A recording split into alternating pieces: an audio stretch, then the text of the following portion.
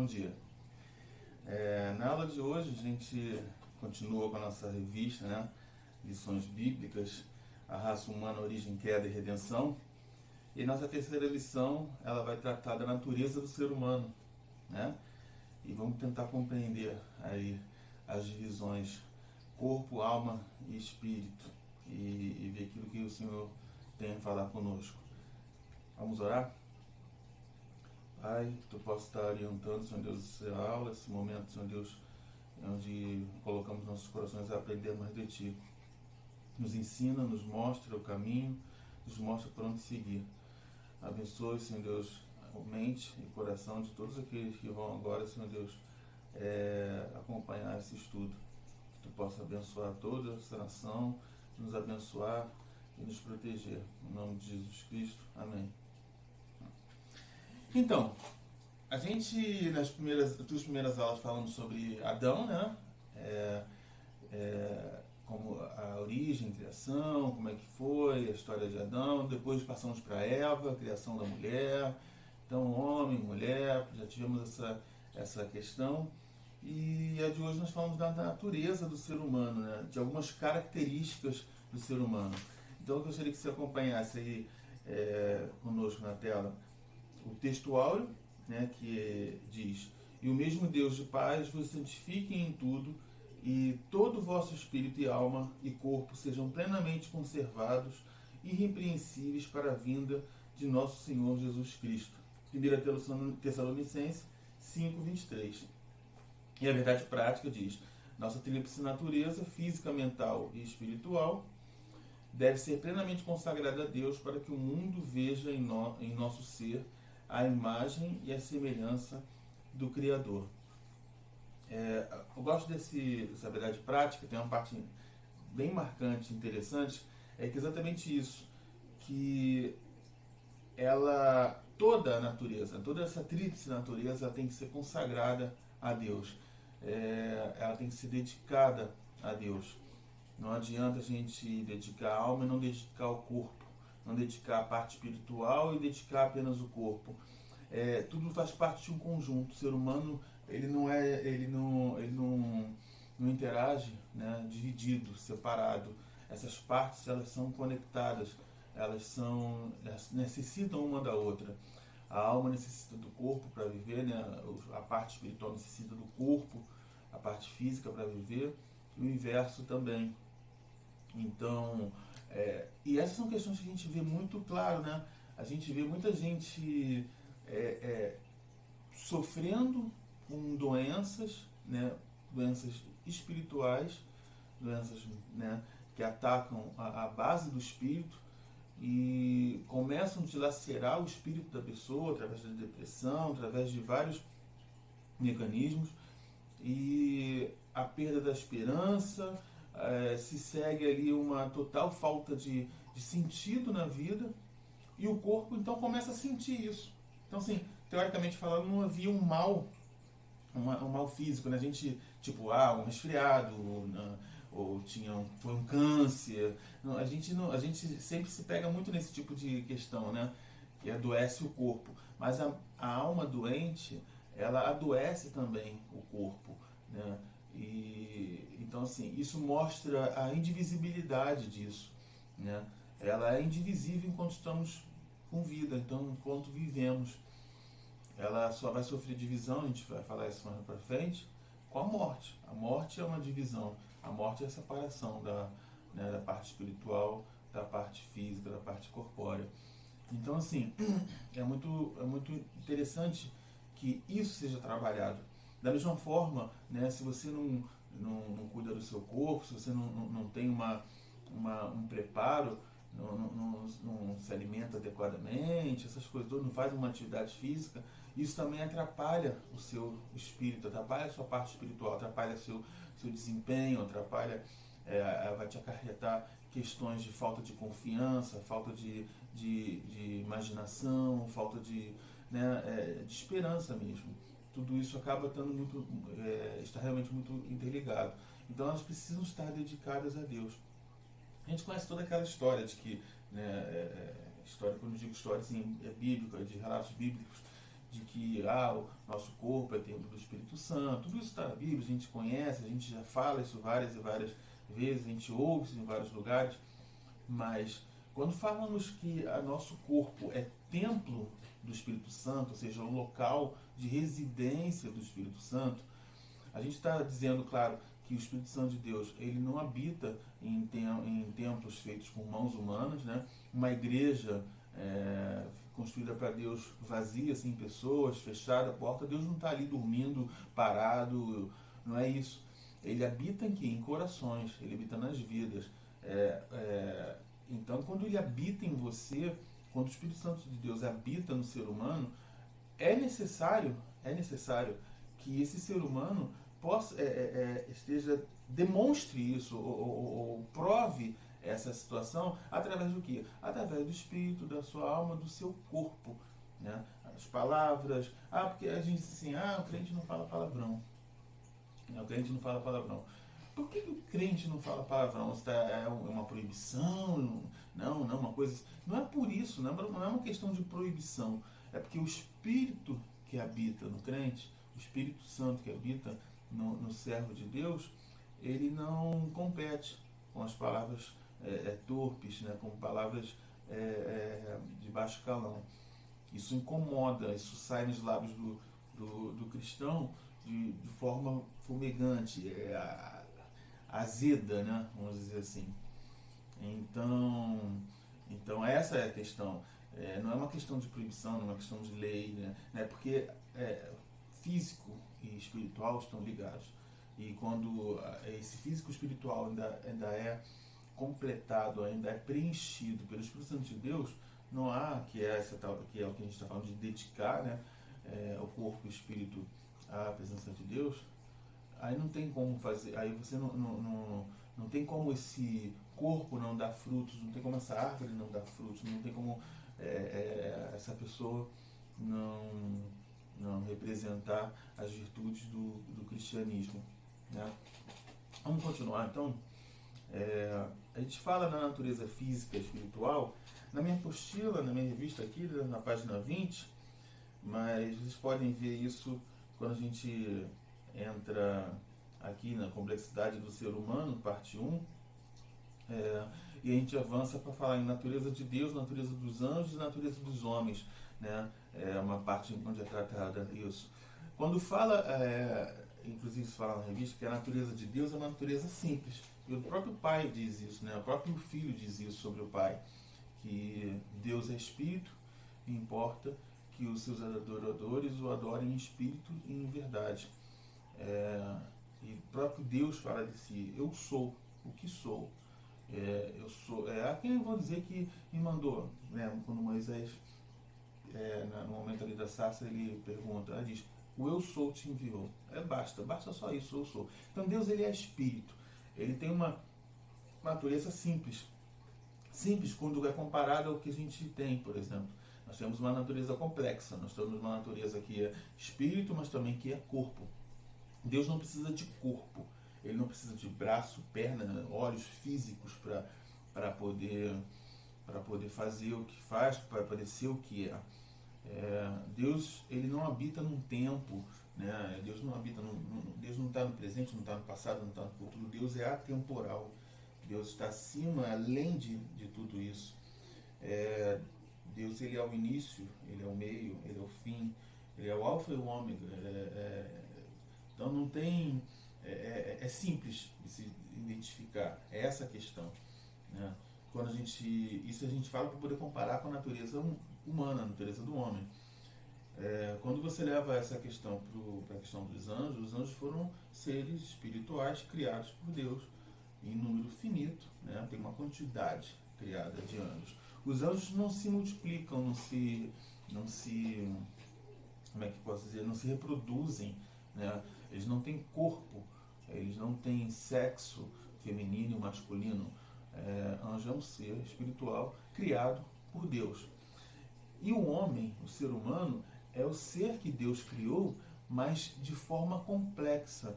Ele deu atributos ao homem complexos, atributos de corpóreos, né, físicos, mentais, espirituais, que medem nossa sensibilidade, nossa visão, o nosso amor, todos os nossos sentimentos e questões atribuídas.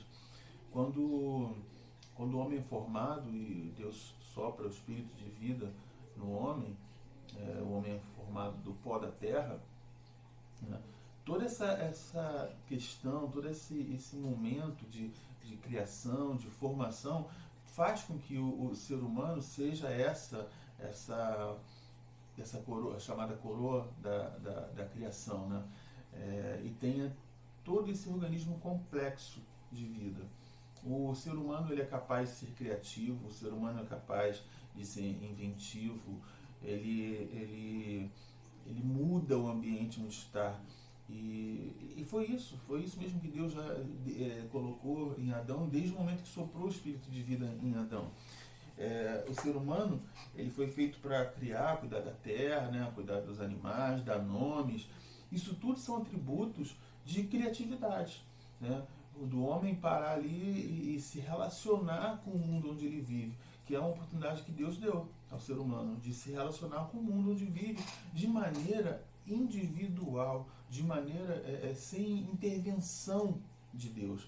Deus não queria intervir na maneira como o homem se relaciona com o planeta, como se relaciona com o ambiente, com a natureza. O que Deus faz é dar algumas direções, alguns direcionamentos, né, para o homem, sobre cuidar, sobre preparar, porque nós vivemos num planeta em ebulição, em transformação. E tudo que você transforma e faz nesse planeta onde nós vivemos, ele reverbera no tempo, né?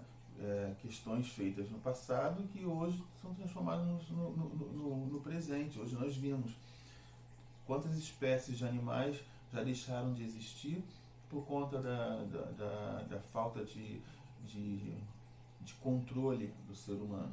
Mas mesmo assim, Deus não foi lá e tirou do ser humano a capacidade de escolher o que ia fazer, de como ia fazer. Mesmo assim, Deus deixou e permitiu que o ser humano continuasse, porque Deus fez o ser humano para ser um ser individual, com livre-arbítrio. Aliás, livre-arbítrio é uma coisa que eu sempre falo, né, nas aulas, que livre-arbítrio parece mais um câncer para a gente, porque se a gente tem, se por hora, né, é um grande paradoxo, se por hora a gente tem o poder da escolha, e isso é maravilhoso, ao mesmo tempo a gente só escolhe coisa ruim, né? O ser humano só tende para as coisas ruins. Estamos vivendo um momento aí de grande tribulação por conta do coronavírus aí, né? Tá atacando uma pandemia mundial. São vários os países já com toque de recolher, com as pessoas sem trabalhar, as pessoas sem sair de casa, né, gerando certo pânico em muitas das pessoas. E todo esse problema que vai trazer também para o futuro, né, que é a grande recessão que os países vão aí experimentar, toda essa questão, ela ainda é permeada por uma situação onde o homem pode ter criado o problema para criar depois a solução em troca de muito dinheiro. E você vê o problema que isso está gerando na humanidade nos dias de hoje. Você vê qual é a dificuldade que todos nós passamos, mas tudo isso faz parte da escolha do homem, tudo isso faz parte da escolha humana.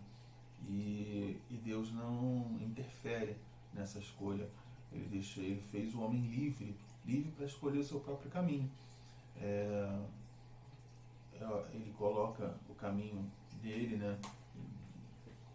O jugo de Deus é suave, é leve, e ele coloca isso como uma escolha, mas a gente tem a tendência a escolher o jugo pesado mesmo, né? A gente tem a tendência a destruir. Quando eu digo a gente, digo o ser humano. A tendência mais é de destruir do que construir. Eu posso pensar coisas para o bem, mas eu pratico as coisas para o mal, né? Então, assim, mas isso é uma característica do ser humano, essa complexidade, essa profundidade de conhecimento. Bom, quando falamos de características do ser humano, nós, óbvio, temos a característica material, né? O homem é físico, ele é tangível, eu toco, eu posso ver, é diferente, e isso a gente só fala para diferenciar da natureza espiritual, a qual a gente não pode ver e nem tocar. As questões físicas são mais visíveis, são as que o homem mais explora. O homem tem mais dificuldade de entender aquilo que ele não consegue ver e que ele não consegue tocar, né? A gente vai lembrar, claro, nunca vamos poder deixar de lembrar a característica, o fato acontecido quando Tomé diz que só vai crer que Jesus ressuscitou quando ele puder ver e tocar, né, nas feridas e ver lá que realmente Jesus, está aqui o furo na mão, tá? Deus, foi Jesus mesmo. Senão ele não iria acreditar, porque ele precisava ver, ele precisava sentir. Isso acontece no relato bíblico mesmo para provar essa questão, que não só ele, mas muitos e muitos e muitos seres humanos, muitos e muitos homens e mulheres não iriam acreditar nos relatos dos irmãos se não vissem com Jesus com os próprios olhos e não visse ali as marcas, né? Se aparecesse um outro homem dizendo que não tivesse as marcas, dizendo, eu sou Jesus, ressuscitei, ele ia usar isso como argumento para não acreditar. Ele precisava ver. E assim somos nós, né?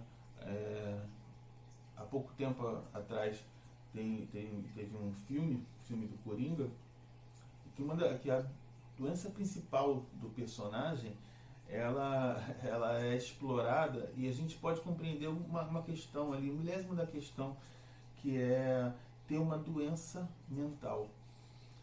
O ser humano, quando estamos no ônibus, por exemplo, e entra uma pessoa, né, na cadeira de rodas ou com muleta, faltando um braço, faltando uma perna, você sente compaixão, você levanta, vai dar um lugar, vai ajudar, você fica, né, se de repente estiver pedindo um tipo de contribuição financeira, você faz, você ajuda e tal, porque você vê o problema, você enxerga o problema. Agora, no caso de uma doença como o personagem lá, o Coringa, tinha, o Arthur Fleck, você não vê a doença, né? Ela é mental, ela não está visível aos olhos nus.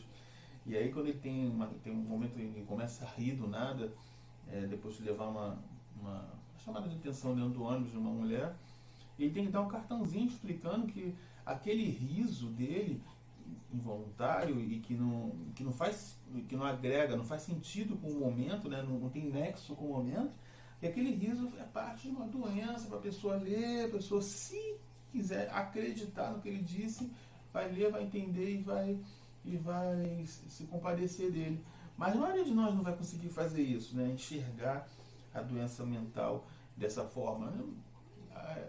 Ao menos quando ela é muito, muito exacerbada, né? Muito para fora assim, mas você não vai enxergar isso. Então essa é uma questão, né, a ser trabalhada, a ser compreendida, que é assim, nós somos seres de visibilidade, tangibilidade. Para você acompanhar na apostila, a gente está falando da parte 2, características do corpo humano, e uma das características do corpo humano é a mortalidade, né? O corpo onde nós vivemos, ele tem um fim objetivo. Desde o início que nascemos até nossos últimos dias aqui, se não morrermos por acidente ou por um crime, se não for nada disso, for uma morte natural, morremos com a idade, o corpo, desde o momento que nasce, né, desde o momento que o ser humano nasce, ele já começa vamos chamar assim, vou antecipar um termo aqui, de deterioração, né, deteriorar. Ele começa a se acabar aos poucos, ele começa a se destruir aos poucos, células começam a morrer aos poucos. É óbvio que isso leva-se um bom tempo, mas ainda assim, por mais tempo que leve, isso vai acontecer. Isso faz parte. Por mais cuidados que você tenha, as células do seu rosto, elas vão envelhecer, do seu cabelo, do seu sangue, esse metabolismo. Eu, por exemplo, vejo essa dificuldade, a dificuldade que é hoje metabolizar, a dificuldade que é hoje transformar em energia os alimentos que consumo. E gastar essa energia, que é o principal, né? Essa é a parte do metabolismo. Porque parece que meu corpo só quer armazenar energia, parece que ele está antevendo uma hecatombe aí no futuro e está mandando eu guardar energia. E eu não quero guardar essa energia. Óbvio que essa energia é guardada de forma de gordura, peso, né? Mas é incrível como antigamente, vamos botar aí há 10 anos atrás, eu podia comer algumas certas coisas e a velocidade de queima daquele alimento era muito mais rápida. Hoje já não é tanto. E eu sei que isso vai, né, ficar ainda pior para os próximos anos. Eu ouvia melhor, hoje eu já estou ficando meio surdo. Né? É brincadeira, mas assim, de certa forma ouço menos. Você tem toda a questão do seu corpo, ele começa a se deteriorar. Né? A gente fica só imaginando, né, que Adão e Eva, se não houvesse acontecido o momento do pecado ali, na questão de Adão e Eva, como teria sido, né? Hoje eles ainda estariam vivos. O ser humano tinha sido feito para a vida, né? E imagina como é que seria, né? Seria bem interessante. Até porque as escolhas do ser humano seriam bem diferentes das que foram, né? Mas enfim, a questão que já aconteceu. Então a mortalidade faz parte disso, faz parte do ser humano.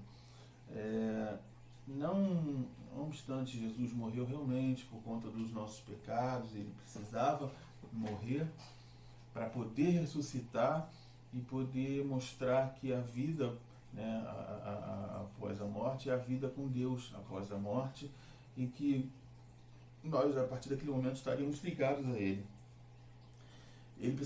Isso precisava, mas a morte dele também tem o simbolismo de mostrar que, enquanto homem, né, ele passou pelo momento da morte, momento que todos nós vamos experimentar.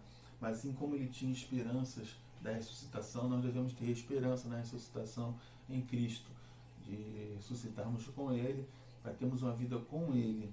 Né? Então isso é outro ponto bem característico e marcante do ser humano. Para a gente continuar, entender que alma e espírito, a gente fala da alma como nosso elo com o mundo exterior, alma e espírito são inseparáveis.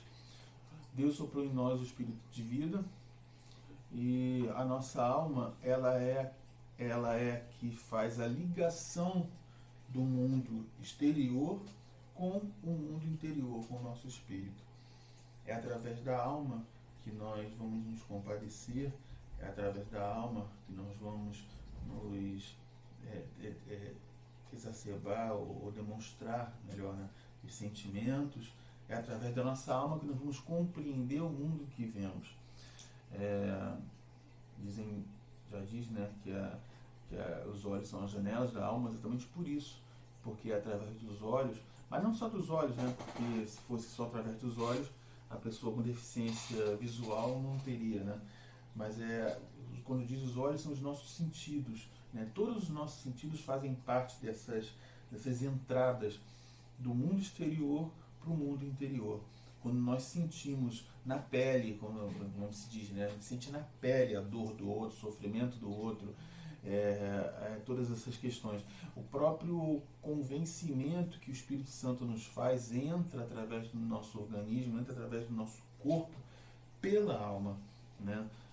Quando você aceita Jesus, que é o momento onde você... Não é o momento, entenda, o momento que a gente aceita Jesus não é o momento onde você fica emocionado e com uma música ou com o que foi dito e você levanta a mão. Não, o momento exato da sua de você aceitar Jesus, do seu convencimento pelo Espírito Santo, é o momento onde você percebe que há uma conexão agora, que há uma conexão entre o seu corpo, a sua alma, o seu espírito com o Espírito de Deus, e que, não importa o que aconteça, você não consegue mais desconectar, você não consegue mais rasgar nem separar. A emoção, ela é passageira, mas o convencimento, essa conexão feita pelo Espírito Santo de Deus e o homem, não, ela não é.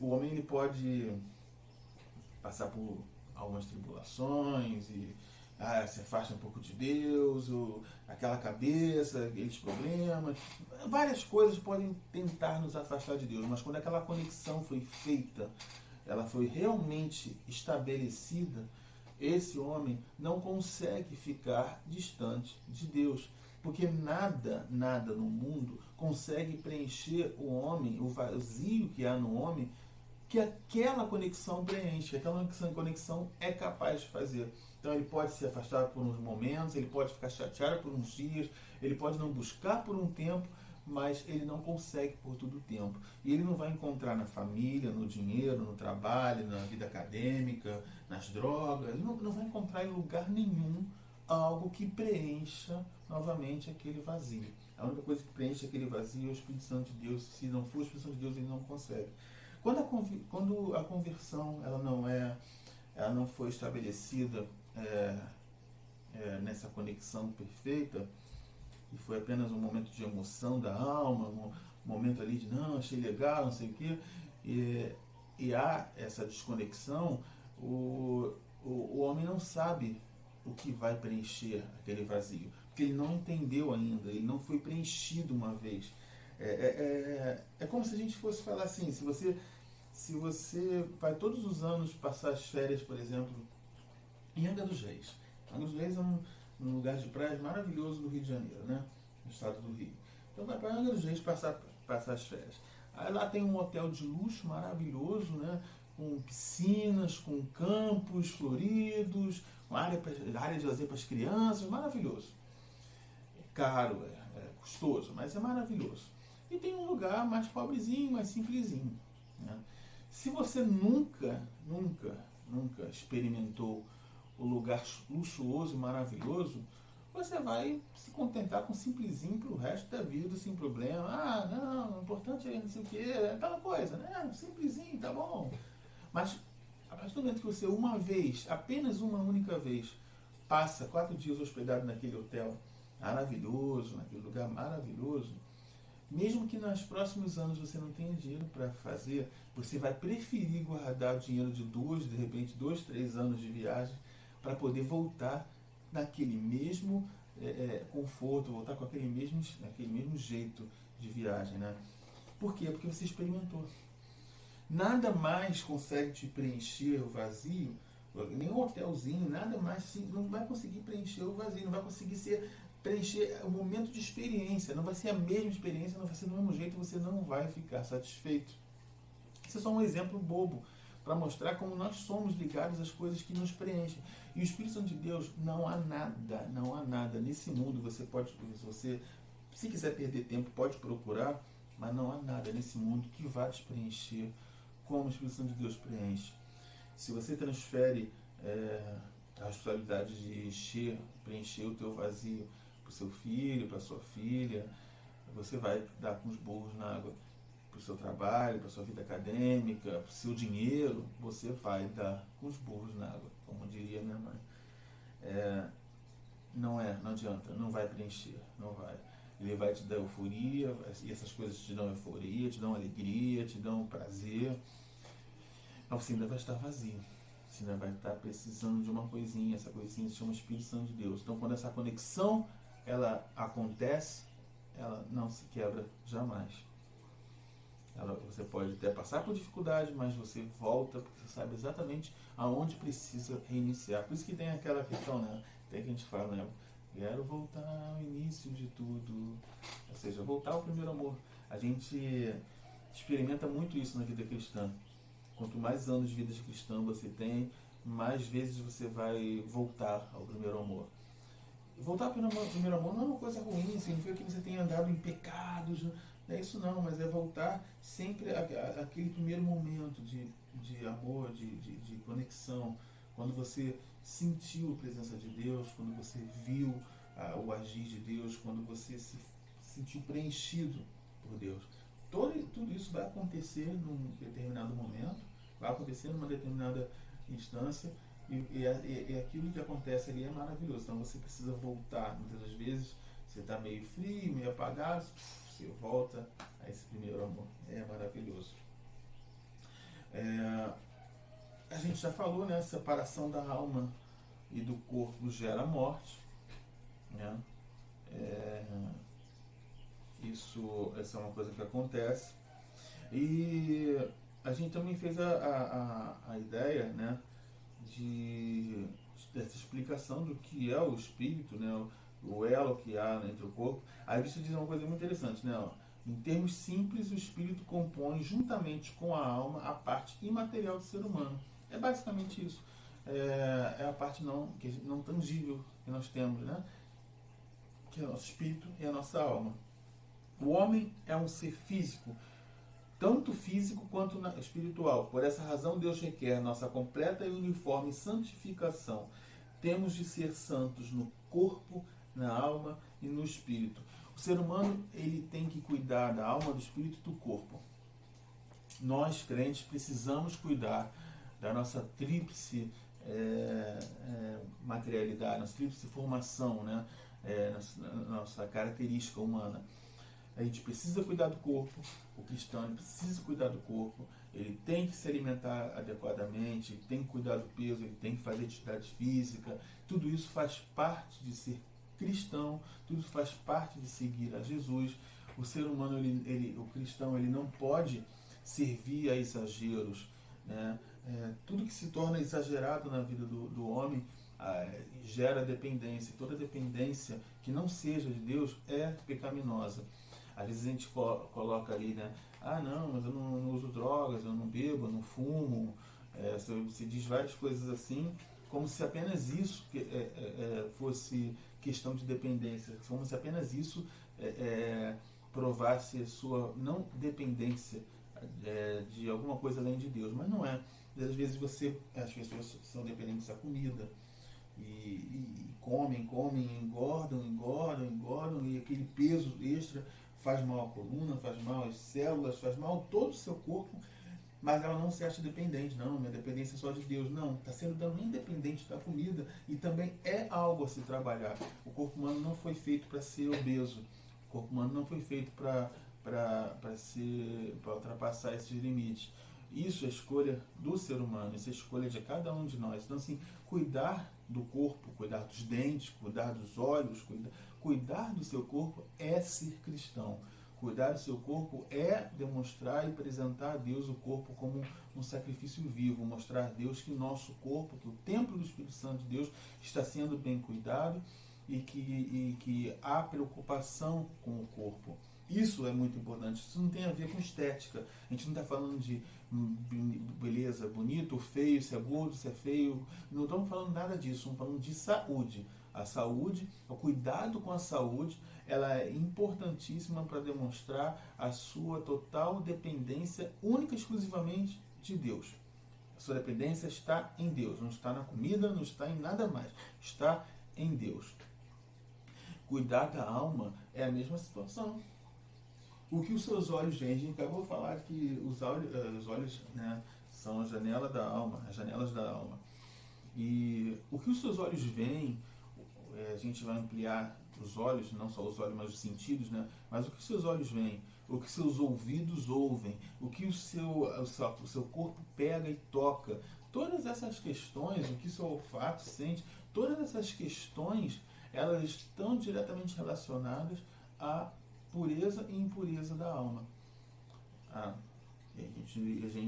Você ouve funk proibidão todos os dias, está ouvindo funk proibidão. Deus condena ouvir funk proibidão? Deus condena ouvir funk?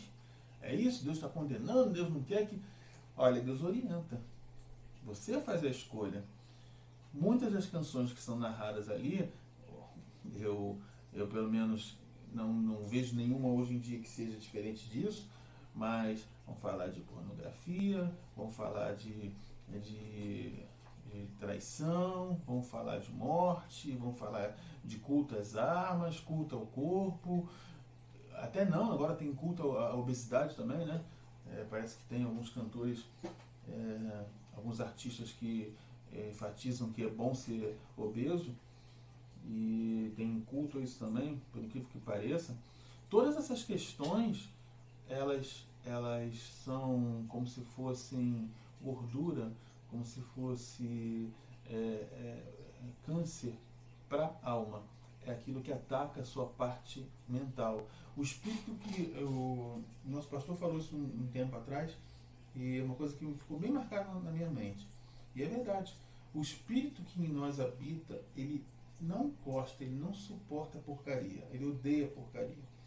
Seja essa porcaria de qual fonte for da televisão, por uma novela que não faz sentido o crente assistir, por um filme que não faz sentido, por uma música que não faça, por um jogo, por qualquer questão que seja. Porcaria não agrada ao Espírito Santo. E é como se eu estivesse fazendo com o meu corpo lá, ingerindo gordura, coisas que não vão fazer bem ao meu corpo.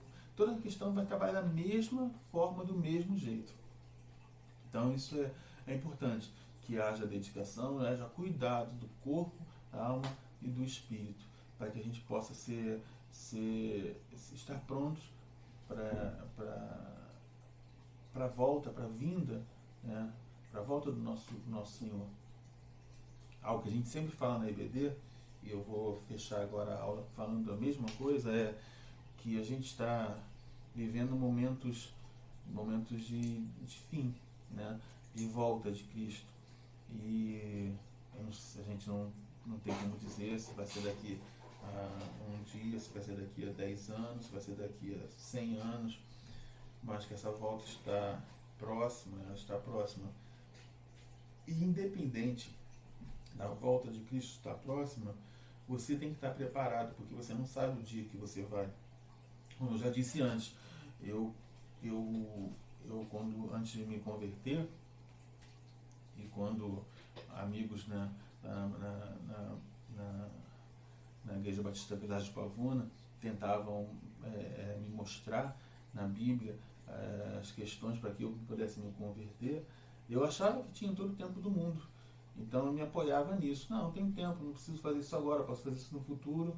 Até que um dia um irmão falou comigo, até o Abner, falou comigo, olha, beleza, aí, que o seu plano é muito bom, mas e se você morrer antes? Então eu te faço a mesma pergunta. E se você morrer antes? Né? O que vai acontecer? A gente sempre fala na IBD, temos duas conversas que podemos ter com Jesus naquele dia. Ou você vai ouvir, vinde benditos de meu Pai, ou você vai ouvir, apartai-vos de mim, malditos. Todo mundo escolhe a primeira opção, né? Vinde benditos do meu Pai. Só que escolher a primeira opção é servir e seguir a Cristo. É ser fiel às suas escrituras,